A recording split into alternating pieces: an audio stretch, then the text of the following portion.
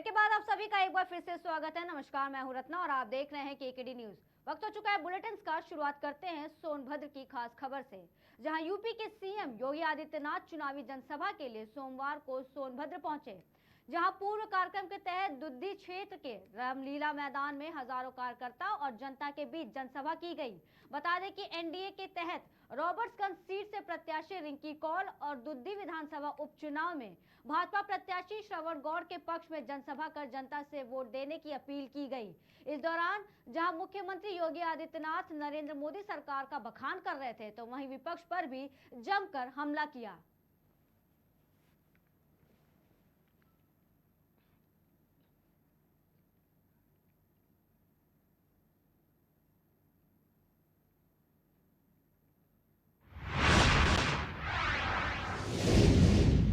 खबर कानपुर से है, जहां आज एमएलए इरफान की किस्मत का फैसला सुनाया जाएगा। बता दें कि इरफान सोलंकी महाराजगंज जेल से कानपुर कोर्ट पहुंच गए हैं और आगजनी मामले में कोर्ट कुछ देर में अपना फैसला सुना सकती है। बताते चले कि कोर्ट परिसर में भारी संख्या में पुलिस की टीम लगाई गई, साथ ही हर आने जाने वालों पर नजर रखी जा रही थी और चेकिंग भी की जा रही थी। मैं Bhaskar Mishra, ADGC MP MLA court number 11। जिस तरह समाज को, अधिवक्ताओं को, पक्ष विपक्ष सभी को इस चीज का इंतजार था कि सपा विधायक इरफान सोलंकी, उनके भाई रिजवान सोलंकी और 3 अन्य अभियुक्तों का मामला जो यहाँ पर विचाराधीन था, जो अब निर्णय की स्थिति में आ गया था। आज निर्णय की तिथि नियत थी, सबको उम्मीद थी कि आज निर्णय होगा, लेकिन न्यायालय ने पहले 3 बजे का समय तय किया। 3 बजे डायस पर माननीय न्यायाधीश आए और उन्होंने इस बात को बताया कि पक्ष और विपक्ष के द्वारा जो लिखित बहस दाखिल की गई है, वो लिखित बहस बहुत लेंदी है और उसको पढ़कर, समझकर और निर्णय का पार्ट बनाने में न्यायालय को असुविधा हो रही है। न्यायालय को कुछ और समय की आवश्यकता है, इसलिए उन्होंने 1 तारीख की तिथि लगा दी है। मेरे पति जब भी आते हैं तो इंशाल्लाह इंसाफ के लिए और अपने लिए अच्छा जजमेंट की खबर सुनने आते हैं और इंशाल्लाह हम लोगों को ऊपर वाले से उम्मीद है कि हक में फैसला आएगा विधायक जी। न्याय तो उम्मीद तो यही है कि बस ऊपर वाला चाहेगा उनके हक में बेहतर फैसला होगा और बेहतर नहीं बेहतरीन होगा। और हमेशा हमारे बच्चों ने सही करा है, सही का साथ दिया है, कोई गलत नहीं है। जगह हमारी, हम लोग क्यों उसमें आग लगाएंगे? खाम खाई के लिए मेरे बच्चों को नाजायज परेशान किया जा रहा है।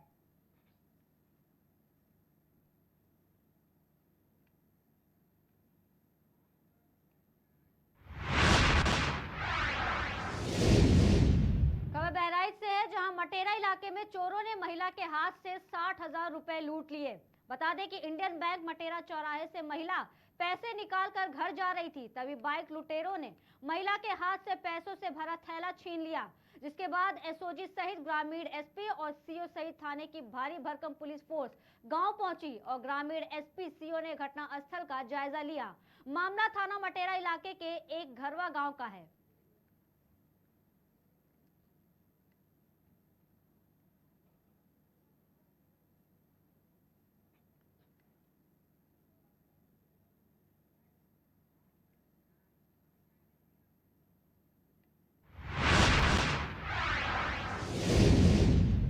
खबर उत्तर प्रदेश की राजधानी लखनऊ से है, जहां सरोजनी नगर क्षेत्र में 2 चोरी की घटनाओं का खुलासा किया गया। बैंक में सेंध लगाकर चोरी करने वाले बाल अपचारी 3 अभियुक्त को गिरफ्तार किया गया है। डीसीपी तेज स्वरूप सिंह, एसीपी विनय कुमार द्विवेदी के निर्देशन में सरोजनी नगर पुलिस टीम को यह बड़ी सफलता मिली। पकड़े गए अभियुक्तों में एक मऊ, प्रतापगढ़ और एक लखनऊ का निवासी है। अभियुक्तों के पास से 1 अदद पिस्टल, 2 एंड्रॉयड फोन, 10,000 रुपए और एक इलेक्ट्रॉनिक तराजू बरामद किए गए हैं। डीसीपी तेज स्वरूप सिंह ने पुलिस टीम को 20,000 रुपए इनाम देने की घोषणा की है। यूनियन बैंक ऑफ इंडिया की शाखा है, 32 बटालियन के बगल में है। इसमें आज क्योंकि 2 दिन बैंक बंद था, तो आज जो बैंक के डिप्टी मैनेजर जब इसको खोले तो बाहर तो सब ठीक था, बाहर से कोई बात नहीं थी। अंदर जब शटर खोल करके दरवाजे से अंदर जब ये गए तो वहाँ देखा पूरा सामान अस्त व्यस्त पड़ा हुआ है और कई जगह तोड़ने के निशान है। फिर बैंक मैनेजर के कमरे की तरफ गए तो वहाँ नकब लगी हुई थी। तो ये जैसे इनको ये सूचना मिली तो तत्काल इन्होंने थाने पर सूचना दी। थाना द्वारा जो है इनकी सूचना को तत्काल अभियोग पंजीकृत किया गया और इसमें अभियोग पंजीकृत करके कार्रवाई तब तक शुरू की गई। इसमें उसके बगल में एक खाली प्लाट पड़ा हुआ काफी बड़ा, और उस प्लाट के पीछे की तरफ रास्ता खुला है जो गांव बदाली खेड़ा की तरफ जाता है, वहां से आसानी से लोग आ सकते हैं।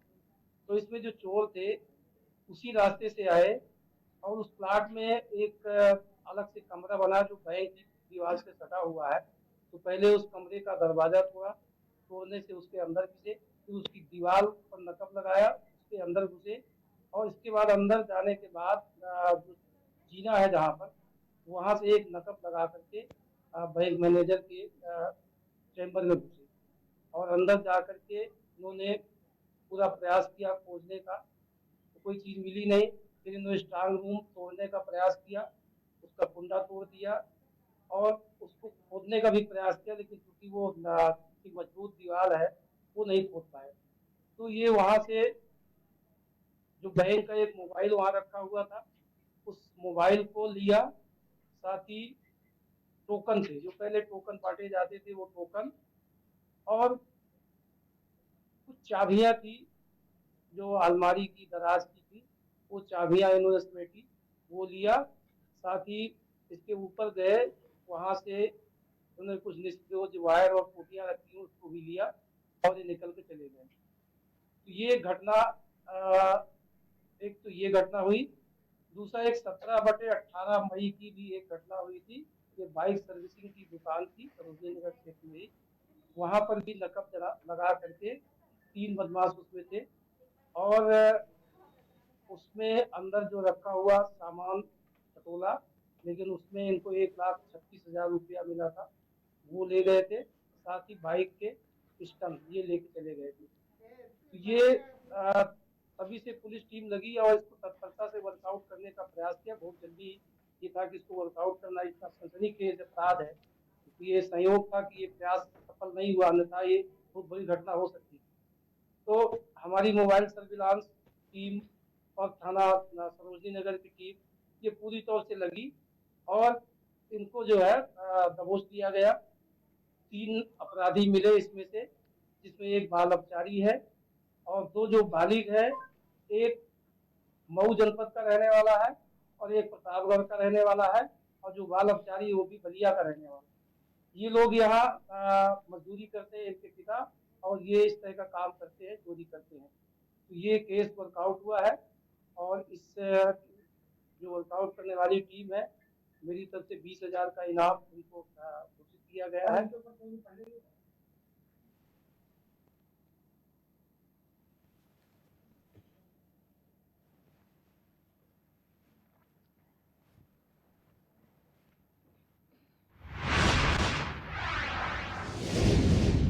करते हैं अगली खबर की ओर। बता दें ये खबर हरदोई के शाहाबाद कोतवाली क्षेत्र के नगला बहगवा में की है, जहां पर बता दें कि बिजली का करंट लगने से एक महिला की मौत हो गई, जबकि उसके 2 बेटे झुलस गए। बता दें कि खुले तार पर पड़े कपड़े उतारने गया युवक करंट की चपेट में आ गया।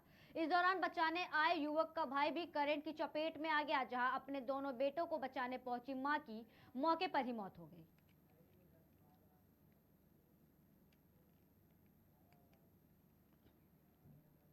आज दोपहर लगभग 12:50 पे एक वृद्ध महिला मृत अवस्था में CHC पर लाई गई थी। परिजनों द्वारा बताया गया कि उनकी करंट से मृत्यु हुई है।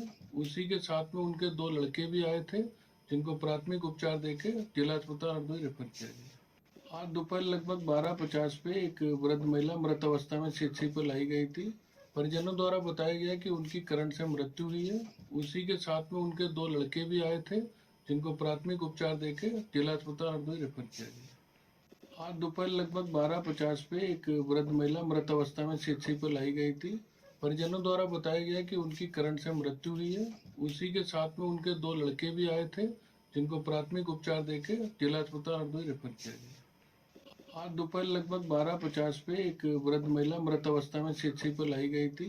परिजनों द्वारा बताया गया कि उनकी करंट से मृत्यु हुई है। उसी के साथ में उनके 2 लड़के भी आए थे, जिनको प्राथमिक उपचार देके जिला अस्पताल हरदोई रेफर किया गया। आज दोपहर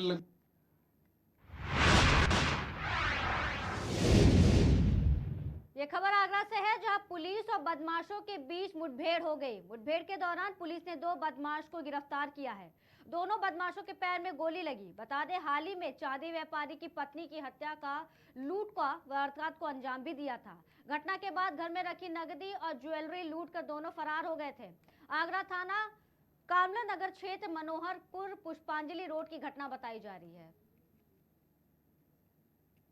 कल दिनांक 26 मई 2024 को थाना कमला नगर में घटित हुई लूट और हत्या की घटना का सफल अनावरण हुआ है। थाना कमला नगर पुलिस ने मुठभेड़ में इस घटना को कारित करने वाले 2 अभियुक्तों को गिरफ्तार किया है और इन दोनों अभियुक्तों के पांव में गोली लगी है।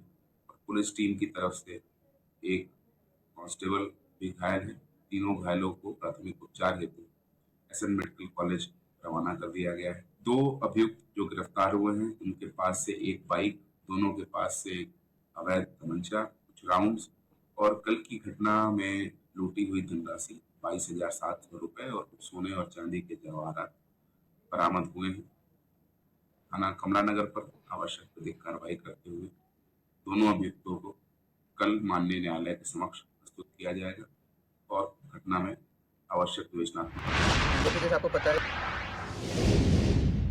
खबर बड़ा मलहारा मध्य प्रदेश से है, जहां 23 मई 2024 को थाना बमनोरा क्षेत्र अंतर्गत ग्राम मवई में तालाब के पास आम रास्ते में एक मृत व्यक्ति के पड़े होने की सूचना मिली थी, जिसे 108 एम्बुलेंस की मदद से घायल को सामुदायिक स्वास्थ्य केंद्र गुवारा लाया गया था, जहां डॉक्टरों ने घायल को मृत घोषित कर दिया। जिसके बाद डॉक्टरों ने गुवारा बमनोरा पुलिस को सूचित किया और तत्काल बमनोरा थाना प्रभारी ने सामुदायिक स्वास्थ्य केंद्र गुवारा पहुंचकर शव को अपने कब्जे में लेकर एफएसएल और डॉग स्क्वाड टीम के द्वारा जांच प्रारंभ की और तमाम साक्ष्य सबूतों को इकट्ठा कर आरोपी राजेंद्र सिंह निवासी ग्राम मवई को गिरफ्तार किया गया है। देखिए, जैसे आपको पता है कि 23 तारीख को एक सीएचसी गुवारा से बमनोरा थाना पर रिपोर्ट आई थी कि एक व्यक्ति का शव सीएचसी लाया गया है। उक्त सूचना पर पुलिस द्वारा मर्ग कायम किया गया था एवं मर्ग जांच पर यह पाया गया कि किसी सुरेंद्र सेन नाम के व्यक्ति है, जिसकी किसी धारदार हथियार से हत्या कर दी गई है। पूरे प्रकरण में बमनोरा थाना और रामटोलिया चौकी से पुलिस ने तत्परता से इसमें कार्य करते हुए और सभी तरह के सबूतों और वैज्ञानिक साक्ष्यों को एकत्रित करते हुए संदेह के आधार पर एक व्यक्ति को, उसी गांव के मवई गांव के ही व्यक्ति को गिरफ्तार किया गया, जिनके द्वारा ये कबूल किया गया कि उनके द्वारा ये हत्या कारित की गई है। सर, कितने आरोपी मिले इसमें? इसमें एक ही आरोपी है। इस व्यक्ति द्वारा ये कबूल किया गया कि इसने चूँकि इसका एक बेटे का इसके साथ जो मृतक है उसके साथ में कुछ समय पहले एक्सीडेंट में मृत्यु हो गई थी, उसी बात को लेकर ये व्यक्ति कुंठित था और उसी कुंठा में इसने इस मृतक की हत्या कर दी।